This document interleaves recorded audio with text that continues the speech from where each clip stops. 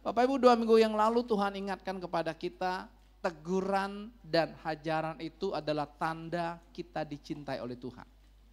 Ya, betul ya.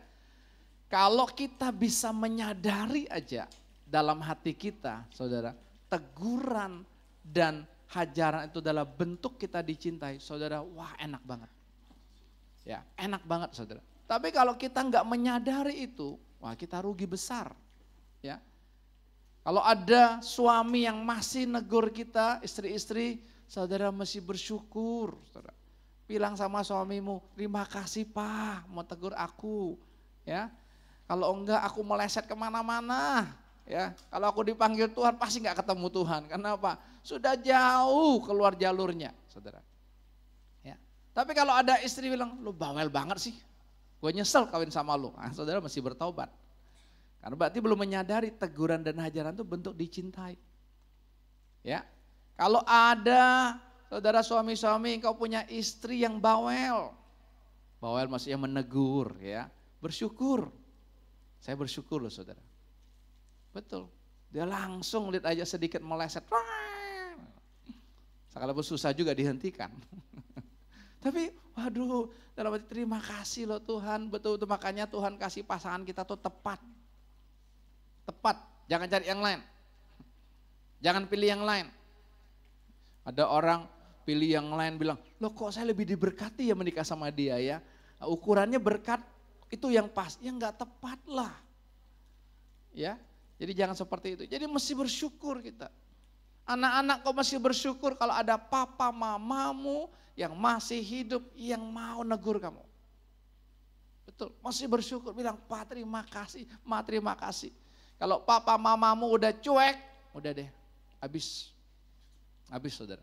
Kalau papa mama kita bilang sama William, terserah lo mau lakukan apa, udah deh habis.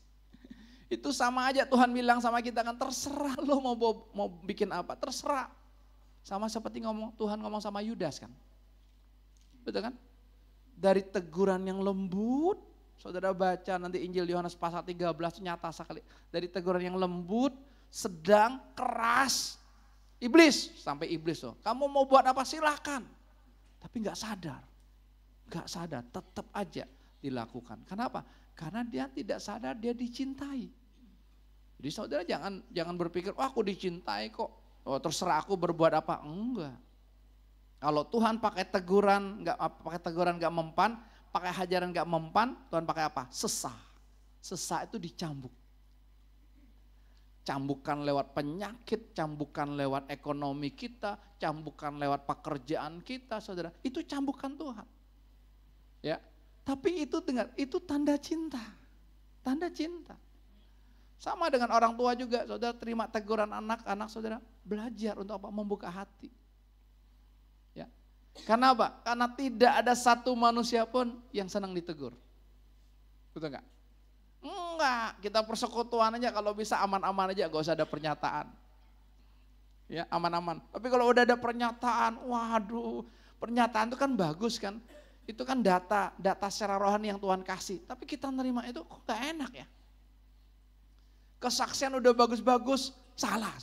Semuanya salah. Kan seru kan? Kesaksian kan kita mengalami Tuhan, dinamika dengan Tuhan. Ternyata ada teman-teman yang Tuhan, oh masih ada muatan akunya, masih salah. Gitu. Tapi saudara lihat, itulah bentuk cintanya Tuhan. Beda kan dengan dunia kan? Dunia berpikir bentuk dicintai Tuhan dimanja, saudara. Semua kebutuhannya dipenuhi. Saudara, kayak anak bungsu, saudara, dielus-elus terus, saudara. Ya kan enak kan, kata orang paling enak jadi anak bungsu gitu. Saya jadi anak bungsu tapi gak enak. Ya dulu, ya. Kenapa? Karena merasa ditolak, merasa gak seperti yang lain gitu loh. Saya mesti kerja, yang di atas saya gak kerja gitu. Saya mesti lakukan, padahal saya anak bungsu. Dulu karena ketipu kan, tapi setelah Tuhan bukakan, wah. Mau posisi anak sulung, mau posisi anak tengah, mau posisi anak bungsu saudara, di dalam Tuhan pasti indah. Amin. Jadi kita mesti melihat itu dulu. Kalau kita nggak bisa melihat, susah saudara. Saudara nanti akan kecewa sama Tuhan, karena nggak bisa melihat.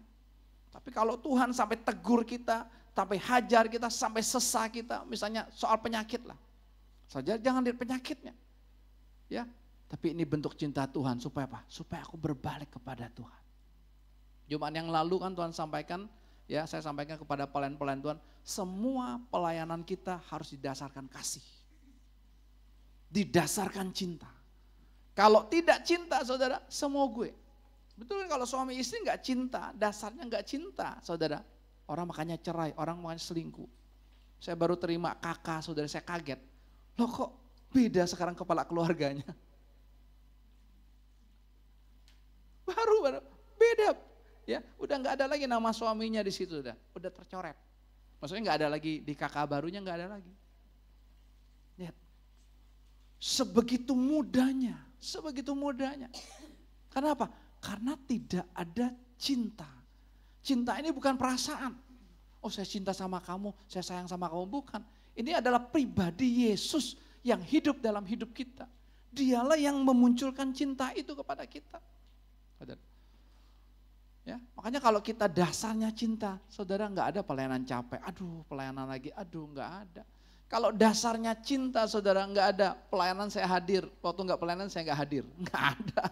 Itu bukan cinta, itu dagang. Saudara tahu ya beda dagang sama cinta. Suami istri kalau dagang saudara, wah mau tuntut, nih lebaran kita pergi kemana yuk. Ya, mesti ya. Baru selesai nanti lebaran tahun depan kita kemana yuk. Tutup tahun depan kemana. Aduh kalau kita cuma mikir gitu stres hidup. Jangan, nikmati hari demi hari kita bersama dengan Tuhan. Nikmati. Ya, kalau enggak kita muter terus hidup itu. Jelas ya. Makanya semua hidup kita dasarnya mesti cinta. Bapak Ibu dan saya mesti koreksi. Hubungan kita dengan pasangan sudah keluar dari cinta enggak? Kalau sudah keluar dari cinta Tuhan bilang balik, kembali. Betapa dalamnya engkau telah jatuh. Ya, terjemahan lainnya dikatakan seperti Lucifer jatuh. Jadi kita Wahyu pasal yang kedua itu betapa dalamnya kita jatuh seperti Lucifer jatuh. Seperti Lucifer. Waktu saya lihat, wah ngeri banget. Ngeri dong. Lucifer kan tidak ada kesempatan untuk dia bertobat. Enggak ada. Itulah kita. Tapi kita bersyukur masih diberikan kasih karunia oleh Tuhan untuk apa? Kita berbalik. Ayo ngakui sama Tuhan, ya Tuhan aku berdosa. Ya Tuhan aku sudah meninggalkan kasih mula-mula, kasih pertama aku Tuhan. Aku mau kembali kepada pribadimu. Udah, cukup kita nyerah aja. Ya, cukup nyerah aja. Cukup saudara terima aja teguran itu saudara. Kalau saudara terima, tiba-tiba beres. Alias terima, beres. Kan enak kan? Ya, coba kalau nggak ada yang negur kita. Kita berpikir kita udah jalan yang tepat kan. Jalan yang benar ya. Saya udah jalan yang benar, saya jalan yang tepat gitu saudara. Ya, saudara kalau saudara ditegur jangan lihat siapa yang tegur. Kalau saya yang tegur mungkin ya. Saya ini sulit untuk kasar gitu loh. Untuk suruh kasar, untuk suruh ini nih sulit gitu loh. Ya nggak tahu ya, mau dipaksa-paksa juga kan susah kan gitu ya. Tapi kalau ketemu orang yang mungkin kasar ngomongnya, kata-katanya kasar, saudara nggak peduli. Bukan itunya. Tapi apa? Saudara sambut, waduh terima kasih nih. Ini teguran buat saya. Ini tandanya apa? Saya meleset. Tandanya Tuhan mencintai saya. Saudara. Amin. Nah ini penting sekali. Jadi ini dasarnya kehidupan kita, saudara, bukalah hatimu. Sedikit aja, seperti Salomo minggu kemarin ngomongin aja ya Salomo ya. Jangan diam gitu ya. Ya, saya makan, saya dengar loh. Wah, saya bilang saya sambut dulu gitu loh. Karena tipe saya juga diam gini. Ya, diam cool gitu sama kan? Yang khotbah minggu lalu juga diam dia. Makanya dia makan dulu, jangan diam, ngomongin aja. Ngomong-ngomongin keluar kan, saudara. Ya, hari ini kita mau melihat apa sih yang Tuhan mau dalam kehidupan kita ya. Di hati saya sangat kuat sekali Tuhan ngomong ini saudara. Injil Matius pasal yang ke-6. Kita akan mulai melihat dari ayat yang ke-19.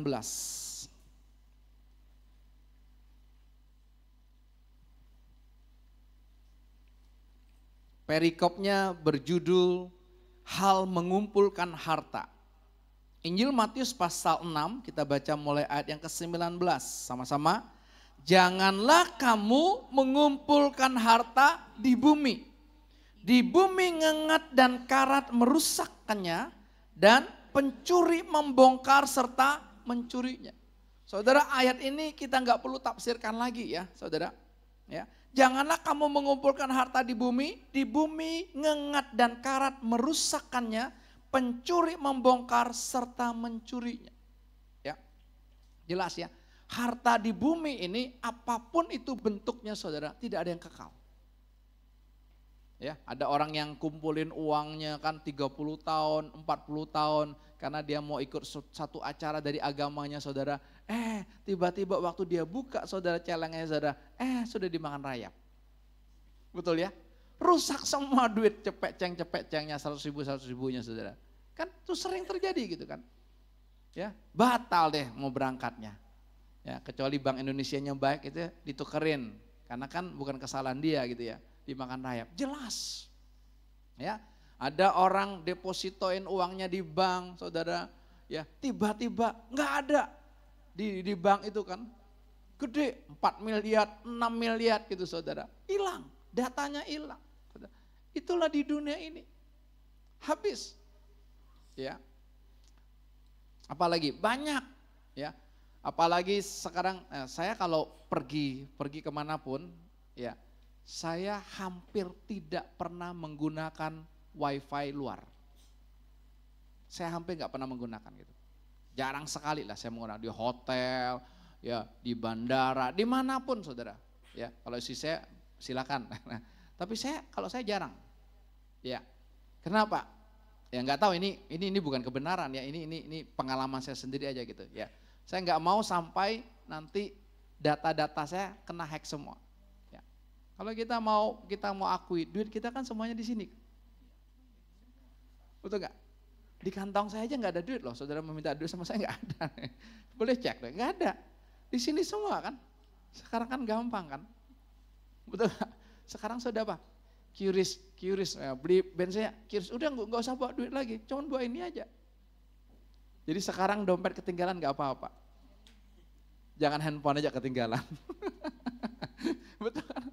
SIM sudah ada di sini gitu karena KTP sudah ada di sini. Nah, nggak tahu polisi percaya gak? Ini Pak, SIM saya Pak. Belum pernah sih gitu ya. Tapi sudah di sini semua kan. Jadi saya jarang menggunakan. Banyak kan ya ternyata dihack data-data kita. Tahu-tahu saldonya kosong. Begitu mudahnya. Semakin canggih teknologi kita lihat saudara, justru bukan semakin aman buat kita kok. Betul? Nanti ada kan, wah orang pakai QRIS nanti digini-giniin. Saya pakai kartu kredit aja, yang saya pernah ceritakan berapa bulan yang lalu, tiba-tiba ada tagihan ini saudara. Loh dari mana? Tapi kan bisa aja kalau kartu kredit kan, sebelum misalkan kita makan sama teman-teman yang lain, kita titip dulu kan. Bisa aja kita titip dulu ke kasirnya kan. Bisa aja dia fotoin dulu, apalagi yang belakangnya saudara. Ya makanya saya langsung lapor ke bank saudara. Langsung ditanggapi saudara, langsung blokir saudara. Tapi ada pernyataannya, kalau betul-betul terbukti kamu yang pakai ya, nanti akan kena denda berapa gitu. Tapi kalau terbukti kamu nggak pakai, itu nggak ada gitu. Ya saya langsung diganti kartu kredit yang baru gitu saudara. Jadi nggak ada yang aman. Jadi Tuhan sudah ingatkan kepada kita. Tapi karena Bapak Ibu dan saya ini bebal, ya, kita berpikir ya mengumpulkan harta di bumi sebanyak-banyaknya. Dan ini memang nggak bisa terlepas saya bilang. Nggak bisa terlepas, sama dengan Tuhan buat kita. Ya, kalau kita nggak ada duit juga, kita nggak ikut Tuhan kok. Saya juga nggak ikut Tuhan. Betul? Ngomong sih boleh keren. Dulu kami nyanyi di sekolah Alkitab ya, kerja buat Tuhan selalu manis. Terus lanjut apa? Biar tanpa gaji. Jangan pikul salib. Keberatan sis. Suka pikul salib. Biar tanpa gaji selalu manis. Ngomongnya. Kenyataannya ayo enggak bisa. Betul kan? Enggak bisa. Saya juga enggak bisa. Tuhan saya nggak butuh duit Tuhan. Enggak. Saya masih akui kok saya masih senang dapat duit. Kau ketawa. Ayo, sama kayaknya rohnya ya. Nah, udah kita hari tengking semua biar keluar. Kenapa kok dapat duit masih senang? Coba THR yang belum keluar nih. Udah tanggal 23, bos 23, udah keluar belum? Saya bilang sama bendahara, kasih THR ya. Sama OB kita yang 2. ya bendaharanya keren ya. Udah Pak, jangan THR, sekaligus gaji. Oh ya udah. Belum tanggalnya gajian, sekaligus gaji. Ya udah nggak apa-apa. Jelas ya? Janganlah kamu mengumpulkan harta di bumi ngengat dan karat, merusakkannya dan pencuri membongkar serta mencurinya. Tapi itulah yang namanya manusia terus. Saudara. Ya, saya ketemu saudara ngobrol dengan pengusaha-pengusaha. Ya, pengusaha-pengusaha yang kelas kakap itu saudara. Ya. Ada seseorang bertanya kepada saya begini, ya. Pak, kenapa ya? Saya udah seusia seperti ini, tapi kepingin terus usaha ini, kepingin terus usaha ini, kepingin terus usaha ini. Ya, padahal uangnya udah banyak. Saya bilang kalau banyak tuh banyak bener gitu. Ya. Dia juga, kok kenapa ya? Harusnya kan aku, udah saatnya aku menikmati, bukan pensiun ya. Ingat, saudara jangan bilang pensiun. Kalau saudara bilang pensiun, saudara itu saudara pasti nanti akan meleset. Sama jangan bilang aku sudah tua. Nanti saudara akan punya roh yang baru masuk, roh mengasihi diri sendiri. Ya, kalau orang tua aku udah tua. Jadi aku perlu dikasihi, aku perlu diperhatikan. Enggak. Saya bilang enggak salah kok. Mau kerja enggak salah, mau buka usaha enggak salah. Yang salah adalah apa? Saya bilang motornya. Dia tanya motornya apa? Motornya karena di hatimu saya bilang ada roh miskin. Wah, tepat. Kalau ada roh miskin di hati kita, ingat Tuhan mau berkati kita sedunia pun pasti kosong. Aneh ya? Aneh ya? Kita kepingin jadi seperti dia. Wah kita bilang kalau seperti kamu enak banget saya. Saya dipertunjukkan lagi apa yang dimiliki lagi gitu. Wow, betul-betul nyata. Bukan dia cuma ngomong, nyata. Tapi karena masih ada roh miskin, ya tetap aja. Tetap aja. Jadi kami lagi ngobrol, lagi bersekutu saudara dengan beberapa pengusaha ini ya. Ya saya bilang, ya karena ada roh miskin. Kalau kita punya roh miskin, ingat kita nggak pernah puas. Itu tuh yang membuat kita tuh meleset ke sana, ke sini gitu saudara. Tapi kalau kita sadar, ya kita punya hati yang kaya raya, enak sekali, betul, beda gitu saudara, ya. Ada seorang anak muda juga ngomong sama saya, dia bilang, saat ini kita perlu punya 3 bentuk emas. Wah, saya keren, saya baru dengar 3 bentuk emas. Yang saya tahu emas cuman kan emas batangan, enggak harus punya 3 emas ini. Pertama emas hitam dia bilang gitu. Saya bingung emas hitam apa, mulai ngerti ya, tanah maksudnya gitu atau properti gitu. Yang kedua emas batangan. Sekarang udah berapa M nih harganya? 1 kilo berapa M? Nah, Ibu Gabriel tahu nih. 2 M, 2,5 M? Ya, dia mulai ngitungin ya. Coba dulu papa saya beli rumah ya 20 tahun yang lalu 280 juta. Coba dia beliin emas batangan. Dia bilang waktu itu baru harga berapa gitu, 700.000 deh. Dapatnya berapa banyak gitu, gede gitu ya. Ya sekarang dia bilang orang yang punya emas kan kaya raya kan. Properti kalah loh pelipat gandaannya gitu loh. Karena sekarang harganya tinggi sekali kan. Ya lalu yang ketiga dia bilang, harus punya yang namanya emas digital. Saudara tahu emas digital apa? Bitcoin kurang lebih. Tapi masih ngerti, dia jelasin sama saya yang nggak ngerti juga. Koin tuh ada kurang lebih 1.000 koin. Wah, jadi yang koin tuh banyak sekali, ada kurang lebih 1.000-an gitu. Tapi mesti pilih ya. Wah, saya bilang ya nggak apa-apa ini kan pengetahuan aja buat saya gitu. Tapi tetap saya bilang, kalau hati kita miskin, nggak ada gunanya. Betul? Mau emas hitam, mau seberapa banyak pun kita punya properti, mau berapa batang pun kita, berapa banyak batang yang kita, emas batang yang kita miliki, saudara, nggak ada gunanya. Tapi dia kasih penjelasan buat saya bagus sekali. Kenapa kita perlu punya emas digital? Kalau Indonesia dia bilang nggak terlalu mempengaruh ya. Ya kalau kita tinggal di Indonesia kan tenang kan, betul nggak? Kira-kira berpikir nggak Indonesia akan perang? Enggak. Tetangga-tetangga kita aman, betul nggak? Tapi coba ditinggal di Korea Selatan. Gimana? Tetangganya siapa? Kim Jong Un, bukan William katanya. William potong gini katanya, kok kayak Kim Jong Un? Bukan, bilang ini beda. Ini William Korintius. Coba tinggal di Korea Selatan, dia bilang gitu, ya. Tetangganya Korea Utara. Makanya kenapa Korea Selatan tuh maju? Karena ada musuhnya kan. Mereka kalau nggak maju ya kena tindas. Coba Kim Jong Un lagi minum, dia lagi mabuk gitu, dia kepencet rudal, kena Korea. Habis gak Korea? Habis kan? Kan Korea Utara terkenal dengan nuklirnya kan ya. Ya. Coba punya tanah, bisa bawa? Ya benar juga nggak bisa bawa. Punya emas batang, bisa bawa ke bandara? Yo. Nanti kena lagi kan, ini nggak bisa masuk. Uang aja ada maksimalnya, kita bawa berapa? Kalau nggak bisa kan gitu. Ya, iya benar juga ya. Terus gimana? Ya, yang paling aman dibilang adalah apa? Emas digital. Ya, hanya apa? Kita butuh handphone aja. Saya belum jawab aja. Kalau handphone dihack, sama aja. Saya bisa nangkap? Sebenarnya sama aja kok. Mau prediksi gimana pun bisa, dunia ini bisa berubah. Bisa berubah, betul enggak? Ya. Tapi menurutnya pegang handphone aja Pak. Tinggal ke bandara, mau pindah kemana? Ke Turki.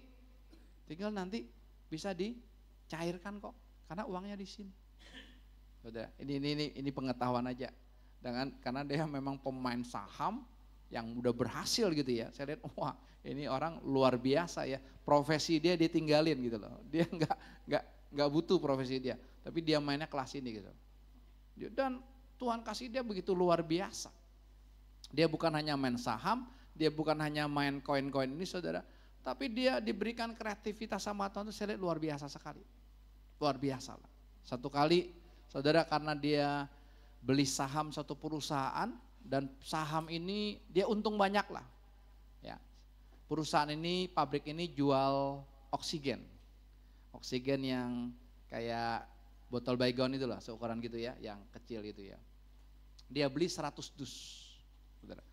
Ya udahlah sebagai ucapan syukur buat perusahaan ini saya beli 100 dus. Ya. Lalu saudara satu dusnya 24 ya. 24 botol kurang lebih gitu saudara. Dia jual di online. Ya, laku 1, seminggu laku 2 gitu. Dia baru lihat ternyata ada expirednya. 6 bulan expirednya. Waduh, gimana ini? Kalau seminggu laku 1, laku 2 gimana? Kapan habisnya? Betul kan? Ada expirednya kan? Ya, saudara, dia ya udahlah, nggak apa-apalah, ya mau nggak kepakai lagi udahlah. Tapi tiba-tiba saudara orang mulai ada yang pesan 1 dus. Waktu datang COVID kemarin saudara. Dia nggak tahu dia bisa stok. Oh saudara, ternyata orang beli 2 dus, 3 dus. Kenapa? Karena dia harganya paling murah. Yang lain udah naik, dia masih murah gitu saudara. Ya, habis itu dia beli saudara apa? Bukan hanya 100 dus lagi, 1 truk, 2 truk. Jadi dia sampai dari 40.000 harganya dijual sampai 250.000. Waktu COVID itu kan 1 juta aja orang beli ya. 2 juta aja orang beli. Yang penting kan Pak, aku dapat, aku butuh oksigen ini. Kalau orang kena COVID kan butuh itu saudara. Ya. Lalu ternyata di pabriknya juga habis di pabriknya saudara. Habis, lalu muncul lagi kan, keluar lagi produksi lagi saudara. Nah, waktu produksi lagi saudara, ya dia peka sekali ya. Udah dia nggak mau beli. Temannya borong saudara. ya nggak laku. Sama saudara misalnya jual masker, ya udah habis COVID ya laku ya mungkin seminggu satu pak, 2 pak. Tapi kalau lagi COVID-nya, wah, nah itu perlu kepekaan. Tapi tetap saya bilang dasarnya apa? Dasarnya kita melihat apa yang ada di hati kita. Oke, dari ayat 19 kita beralih ke ayat yang ke-20. Kenapa Tuhan ngomong jangan kumpulkan harta di bumi ngengat dan karat merusaknya, pencuri membongkar serta mencurinya, saudara. Ayat 20 nih, apa yang Tuhan ingatkan? Tetapi kumpulkanlah bagimu harta di surga. Di surga ngengat dan karat tidak merusakkannya dan pencuri tidak membongkar serta mencurinya. Dulu saya punya pengertian, ayo kumpulkan harta di surga. Lewat pemberian saudara, lewat persembahan saudara, kita sedang kirim material ke surga. Pernah dengar itu? Pernah ya? Oh enggak pernah dengar? Oh baru dengar hari ini. Dulu khotbahnya seperti itu ya, kita kirim material ya. Semakin banyak pemberianmu, semakin besar pemberianmu, materialnya semakin banyak, rumah di surgamu gede.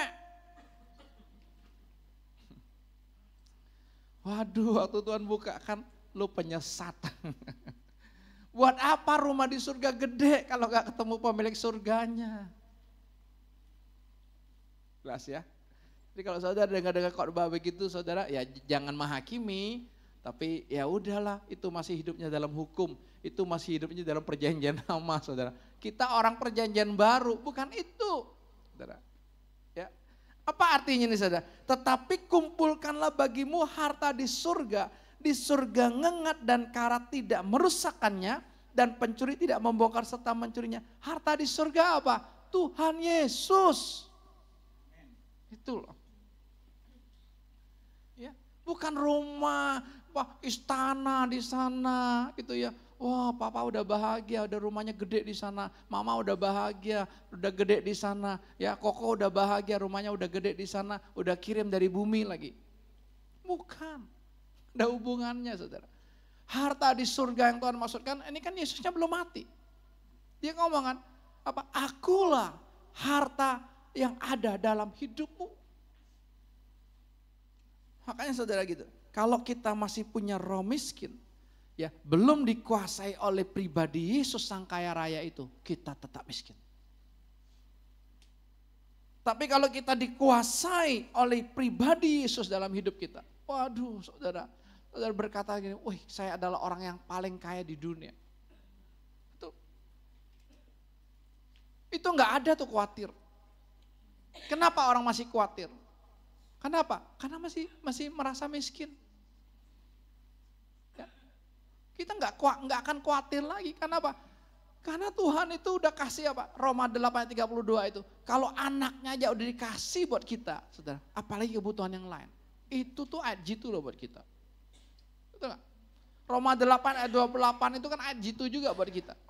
Allah turut bekerja dalam segala sesuatu. Berarti apapun dong. Penyakit kematian sekalipun, segala sesuatu.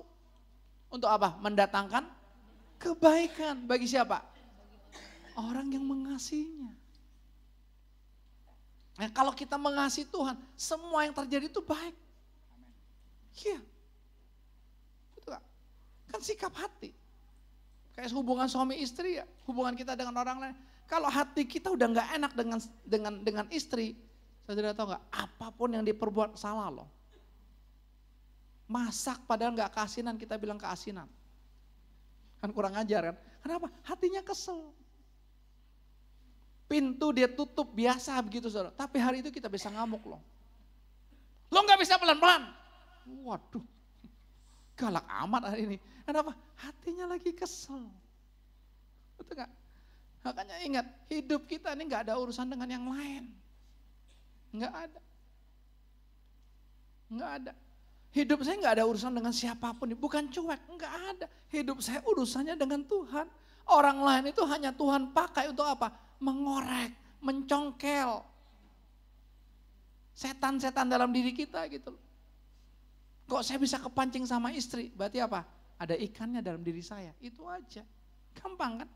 Coba kalau nggak ada ikannya, dia mau ngamuk, dia mau menari, dia mau meloncat, terserah lu. Gak ada urusannya. Ya, hidup tuh seperti itu. Tapi kenapa kita masih terganggu? Kenapa? Karena hati kita nggak beres sama Tuhan. Ya, maka hidup dengan Tuhan tuh betul-betul hidup dengan percintaan. Percintaan tuh egois tuh. Betul-betul udah. Ya, kalau enggak kita akan ngurus orang lain terus, kita enggak akan mengalami percintaan dengan Tuhan. Suami ngurus istrinya terus, orang tua ngurus anaknya terus. Saudara enggak bisa ngurus anak. Ya, saya kasih kebebasan kepada anak. Tapi saya melihat ketika dia udah keluar dari cinta, saya tegas. Sini, masuk kamar. Tak, tak, tak, tak. Ya, kalau dulu saya merasa tertuduh gitu loh. Tapi sekarang ya udah, kamu terima enggak? Terima enggak terima itu urusan kamu dengan Tuhan. Iya, itu penting. Penting. Ya, kalau enggak, waduh, enggak bisa. Ya, kita manjain anak kita salah, kita kerasin anak kita juga salah, semuanya serba salah kan. Ya, tapi jangan lihat salahnya. Berdiri tegak. Saudara. Ya.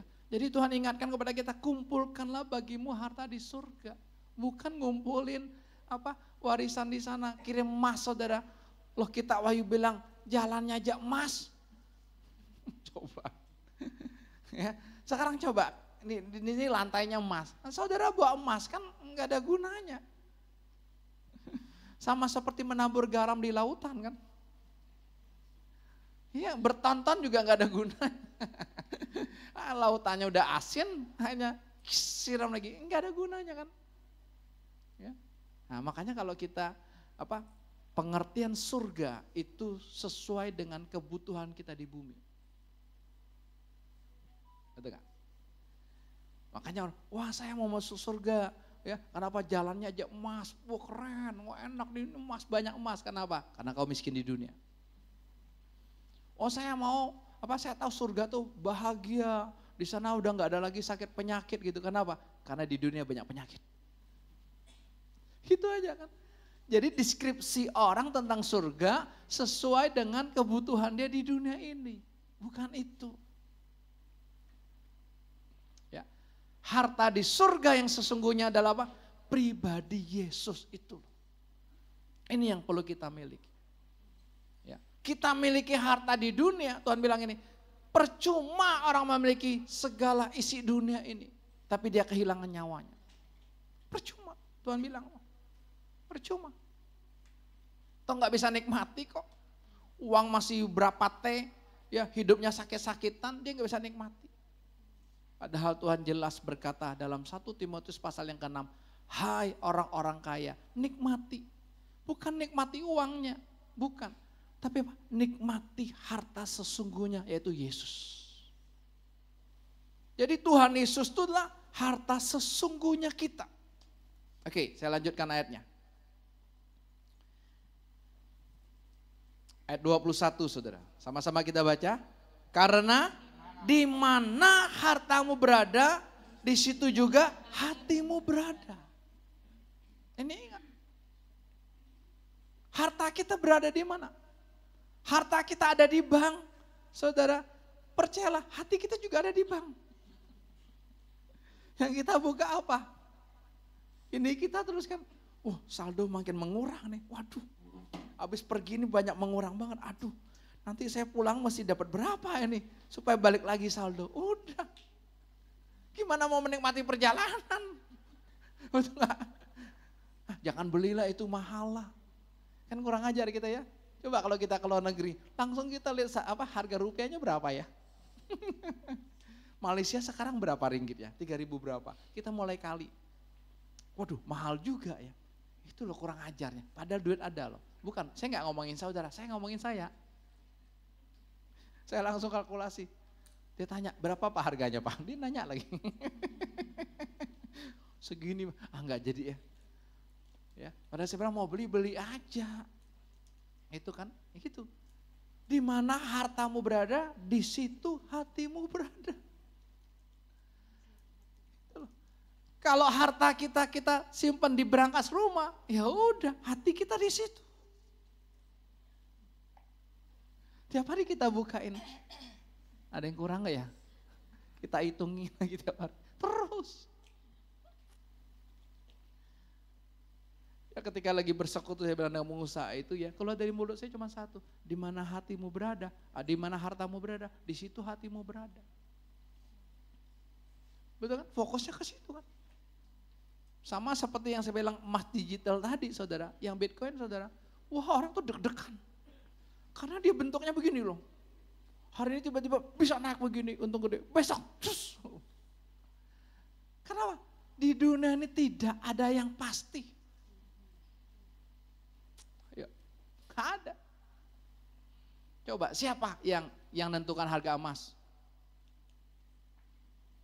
Dari harga yang kita mungkin waktu kenal emas harga hanya berat 400.000 1 kilo gitu ya. Sekarang kok bisa miliaran? Siapa yang nentuin? Ya. Kita juga nggak tahu kan. Makanya dia bilang duit yang kita miliki itu sebenarnya bohong semua. Bagus dia bilang kalau kamu sadar itu. Ya nggak ada. Kita kan nggak pegang dia bilang gitu. Iya, dia bilang nggak ada. Bisa lenyap begitu aja kan? Bisa lenyap begitu aja. Coba kalau semua handphone nih tiba-tiba error semua. Ayo, nangis gak? Ajak. Waduh, mana duit gua kagak ada lagi. Hah? Stres? Bukan stres lagi, gantung diri. Stres masih bagus. Gantung diri. Mana duit saya? Berapa miliar? Kok gak ada lagi? Yang cuman ada di rumah, berapa? Cetiau. Di rumah ada sih 1 juta. Udah itu habis semua kan. Bisa gak itu terjadi? Lo bisa loh. Bisa. Dalam sekejap seperti itu seluruh dunia. Semuanya gak bisa berfungsi handphonenya. Semua gak bisa. Ya. Makanya orang perdebatan kan, oh kayak mobil lah gitu loh. Udah mobil listrik sekarang lebih aman katanya gitu. Enggak ada, sama aja. Sama aja. Coba karena kebanjiran kemarin, mobil bensin apa mobil listrik yang paling rugi? Listrik.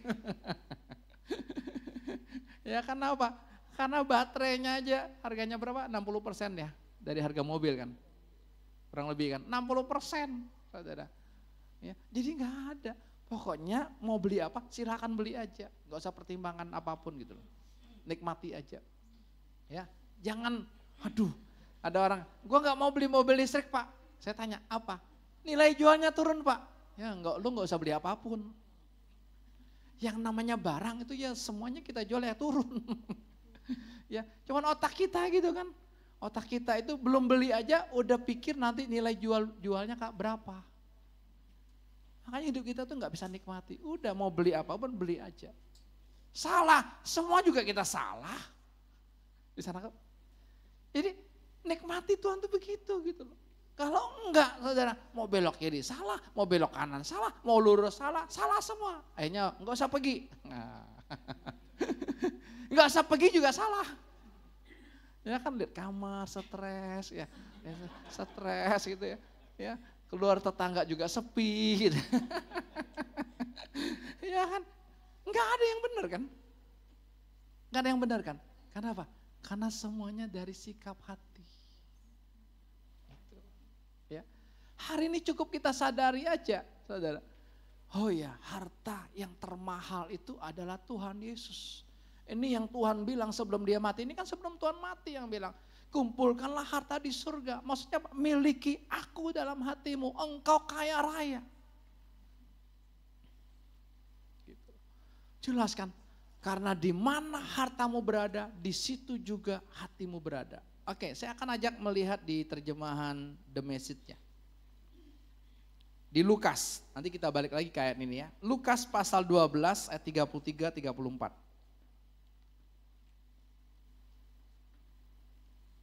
Ceritanya sebenarnya sama, hanya saya melihat di ayat yang lain aja. Oke, sudah?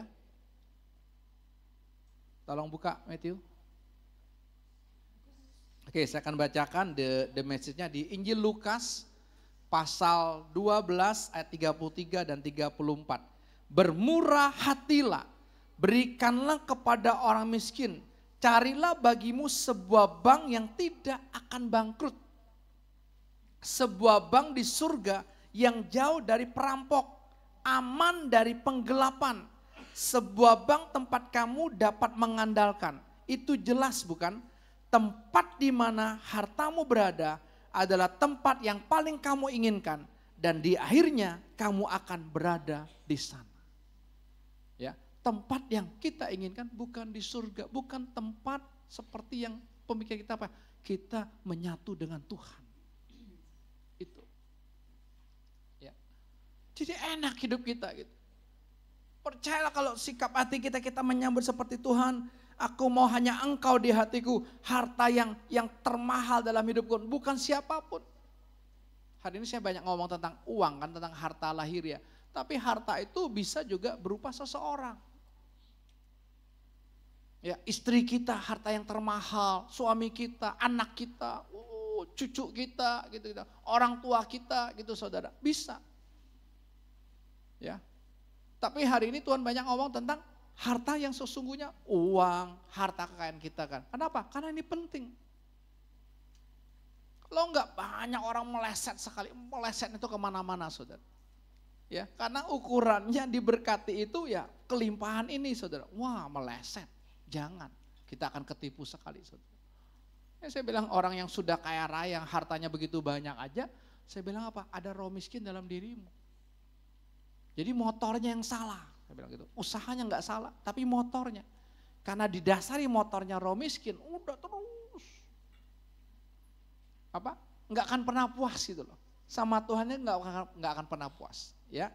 Oke, kita balik lagi ke ayat yang tadi. Ke Matius pasal yang ke-6 tadi, kita lihat ayat yang ke-22. Mata adalah pelita tubuh, jika matamu baik, teranglah seluruh tubuhmu. Jika matamu jahat, gelaplah seluruh tubuhmu. Jadi jika yang terang ada padamu gelap, betapa gelapnya kegelapan itu. Saudara, kalau kita masih tetap melihat dengan mata lahiriah kita, saudara, ya fokus kita kepada harta-harta duniawi, ingat mata kita akan gelap. Kita akan gelap. Hanya sang terang itu Tuhan Yesus dalam hidup kita. Kalau Yesus ada dalam hidup kita, saudara, ya memang nggak enak sih ngomong kayak gini ya. Pak, harta-harta Yesus Pak, kalau nggak ada duit juga percuma gitu. Iya, Tuhan juga ngerti gitu. Tapi percayalah, Tuhan mau kita menjadikan dia harta sesungguhnya. Kalau saudara pernah dengar berkat Tuhanlah yang menjadikan kita kaya, susah payah tidak menambahinya. Ini bukan berkat lahiriah, tapi berkat sesungguhnya adalah pribadi Yesus. Pribadi Yesuslah yang membuat kita kaya raya. Tapi banyak orang Kristen merasa tetap miskin kok. Ya, padahal yang ada dalam diri kita wow. Makanya kita tuh harusnya menjadi orang-orang yang sombong gitu loh. Apa? Saya kaya raya. Saya mulai merasakan, saya bilang kepada istri saya, kok saya ketemu dia sekarang kok saya lebih pede ya. Kalau dulu wah lihat hartanya jauh banget lah, langit dan bumi gitu. Tapi sekarang kok saya lebih pede ya, ngomong pun lebih pede gitu. Kenapa? Karena kan kita lihat harta kan. Lihat rumahnya gede, kita langsung ngeper saudara. Lihat dia seperti ini, sama dia lebih rohani, dia lebih berkarunia, itu bohong semua. Itu membuat kita nggak netral nanti kita. Ya, tapi kalau kita sadar, siapa dalam diri saya? Harta yang sangat mahal, wow keren. Ya, oke, ayat berikutnya. Ayat 24, sama-sama kita baca. Tak seorang pun dapat mengabdi kepada dua tuan. Karena jika demikian, ia akan membenci yang seorang dan mengasihi yang lain. Atau ia akan setia kepada yang seorang dan tidak mengindahkan yang lain. Kamu tidak dapat mengabdi kepada Allah dan kepada Mamon.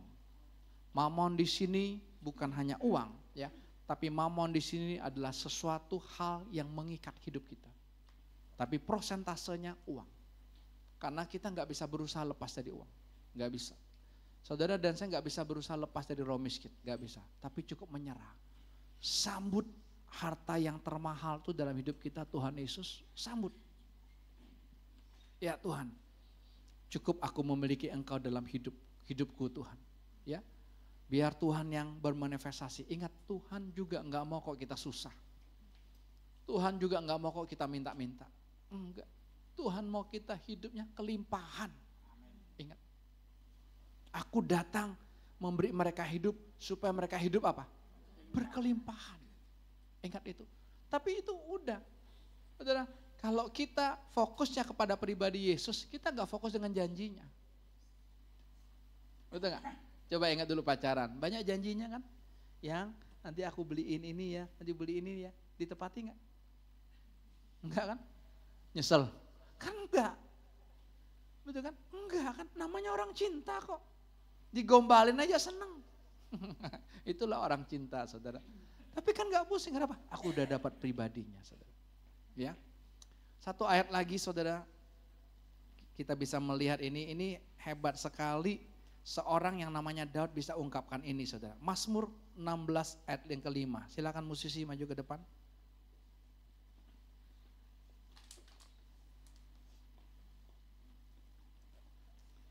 Mazmur pasal 16 ayat yang kelima. Kita baca yuk bersama-sama. Ya Tuhan, Engkaulah bagian warisanku dan pialaku. Engkau sendirilah yang meneguhkan bagian yang diundikan kepadaku. Saudara, ini perjanjian lama. Tapi kok Daud bisa ungkapin Tuhan itu pialaku, Tuhan itu warisanku. Ini kan luar biasa.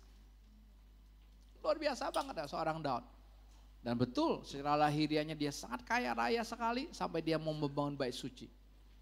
Ya, tapi Tuhan tidak izinkan dia bangun bait suci karena tangannya terlalu banyak berlumurkan darah.